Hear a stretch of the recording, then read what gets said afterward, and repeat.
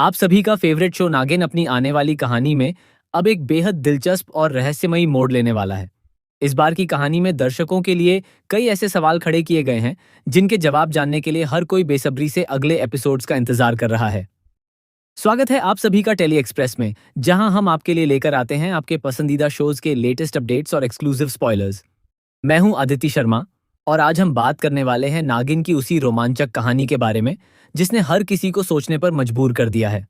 दोस्तों, हाल ही में दिखाए गए एपिसोड्स ने दर्शकों के मन में कई तरह की जिज्ञासाएं पैदा कर दी हैं।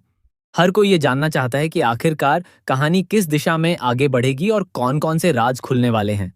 जैसा कि हमने आपको पहले भी कई अपडेट्स दिए हैं, शो में बहुत जल्द एक बड़ा लीप आने वाला है। इस लीप के बाद कहानी पूरी तरह से बदल जाएगी और दर्शकों को एक नया ट्रैक देखने को मिलेगा। लीप के बाद अनंता का किरदार एकदम नए अंदाज में सामने आएगा। उसका लुक बदला हुआ होगा, उसकी पर्सनैलिटी में भी बड़ा बदलाव देखने को मिलेगा और सबसे चौंकाने वाली बात यह होगी कि वह अपनी पुरानी यादों को भूल चुकी होगी। यह बदलाव कहानी को और भी ज्यादा दिलचस्प बना देगा, क्योंकि एक नागिन जो अपनी पहचान और अतीत से अनजान हो, वह कैसे अपनी शक्तियों और अपने रिश्तों को समझेगी। यह देखना काफी रोमांचक होगा। लेकिन इन सबके बीच एक बहुत बड़ा सवाल सभी के मन में बना हुआ है। जब एक इंसान और नागिन का मिलन हुआ, तो आमतौर पर नागिन की शक्तियां खत्म हो जानी चाहिए थीं। लेकिन यहां ऐसा क्यों नहीं हुआ? अनंता की शक्तियां अब भी बरकरार क्यों हैं? यही वह रहस्य है जो इस पूरी कहानी को और भी ज्यादा खास बना देता है। दरअसल, इस सवाल का जवाब आर्यमान से जुड़ा हुआ है। जी हाँ, आर्यमान सिर्फ एक साधारण इंसान नहीं है।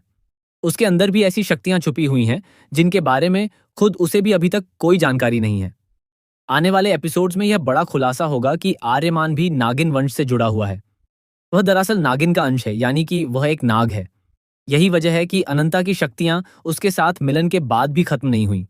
कहानी में यह भी दिखाया जाएगा कि अनंता और आर्यमान का मिलन कोई इत्तेफाक नहीं था, बल्कि यह पहले से ही तय था। उनकी किस्मतें एक दूसरे से जुड़ी हुई हैं और यही कनेक्शन आगे चलकर कई बड़े राज खोलने वाला है। जब यह सच्चाई सामने आएगी तो दर्शकों के लिए यह एक बेहद चौंकाने वाला पल होगा। इसके अलावा कहानी में एक और रहस्यमयी किरदार है, वह स्टैचू बनी हुई महिला। इस किरदार को लेकर भी कई सवाल उठ रहे हैं। आखिर वह कौन है? क्यों वह पत्थर की मूर्ति बन चुकी है? और सबसे हैरान करने वाली बात, उसकी आंखों से आंसू क्यों बह रहे हैं? यह सब कुछ किसी बड़े रहस्य की ओर इशारा करता है। ऐसा माना जा रहा है कि वह महिला आर्यमान की मां हो सकती है। अगर यह सच है तो फिर उसके साथ आखिर हुआ क्या था? वह इस हालत में कैसे पहुंची? और क्यों आर्यमान को अपने ही अतीत और अपने परिवार के बारे में कुछ भी याद नहीं है? ये सभी सवाल कहानी को और भी ज्यादा रहस्यमयी और दिलचस्प बना देते हैं। आर्यमान का नागलोक से क्या संबंध है,